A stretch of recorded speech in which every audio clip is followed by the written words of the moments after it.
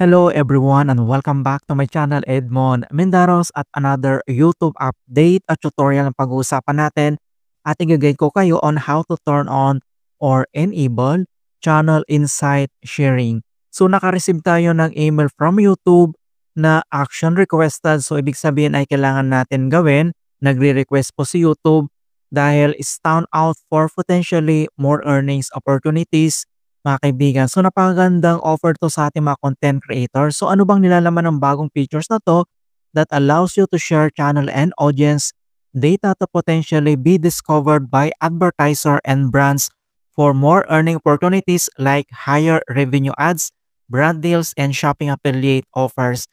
Yan guys. So ano bang nilalaman ng settings ng bagong features na to?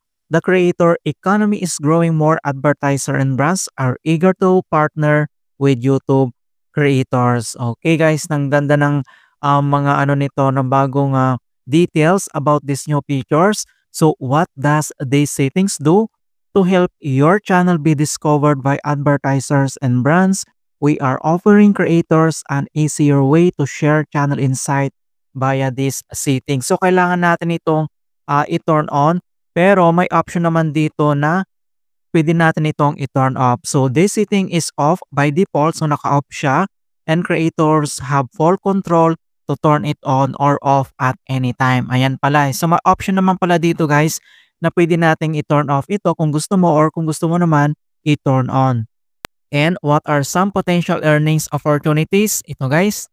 So potential opportunities include higher revenue and campaign partnership with advertisers, more brand deals offers, higher shopping affiliate commissions, and not at all at least an example opportunities with apply to all creators. Yan, so what data will be shared? Ito mga kaibigan, to pinakamalaga. So we will securely share aggregated channel and audience insight through Google Tools.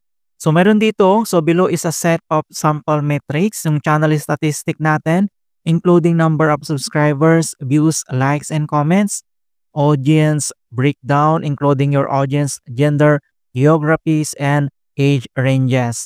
YouTube Shopping Program performance ng mga kaibigan. So may tatlong set dito mga kaibigan para ma-determine if the channel audience is a good fit mga kaibigan dahil dito sa bagong features na to. Ayan, so kung paano ba natin ito i-turn on or enable? So punta lang tayo dito sa ating YouTube channel. And dito lang sa top right corner, makikita mo dito yung ating YouTube profile. So, click mo lang yan. And then, i-select mo lang dito yung YouTube Studio. And kapag nandito na tayo sa ating YouTube channel dashboard, dito lang sa left side navigation panel, ay kailangan mo lang i-select dito yung settings. And dito sa settings at dito lang sa left side na navigation panel ulit, ay kailangan mo lang i-select dito yung channel. And dito sa right side, makikita mo dito yung basic info, advanced settings, and feature eligibility.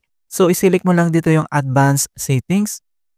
And dito sa advanced settings, kailangan mo lang mag-scroll down. And then, hanapin natin dito yung channel insight sharing. Okay, so sharing informations about your channel with advertisers, brands, and third-party platforms may improve your earning opportunities through features like ads, brand deals, and shopping. Yan, so magandang opportunity din at earnings natin dito guys sa ating mga content creator. So nandito yung option na pwede nating i-turn on. So allow advertisers, brands, and third-party platforms to view channel insights for earning opportunities. Click mo lang dito yung box. And then once na-click mo na yan, and dito naman sa baba mga kaibigan, dito sa right side, makikita mo dito yung save. Okay? So kailangan mo lang i-click dito yung save. So ayan guys, so na-save na natin dito. So pwede mo naman itong i-option up. So pwede mo naman itong i-turn off kung ayaw mo. So uncheck mo lang dito yung box and then click mo lang dito yung save mga kaibigan kapag ayaw mo to. Ayan, so ganun lang po kasimple kung paano natin i-turn on itong channel insight sharing. So napakagandang opportunities talaga ito mga kaibigan sa ating mga content creator para magkaroon tayo ng more earning opportunities mga kaibigan. Yan, ganun lang po kasimple. And hope na nakapagbigay ako ng konting kaalaman at guide tungkol sa bagong YouTube updates. Thank you guys and see you in my next tutorials.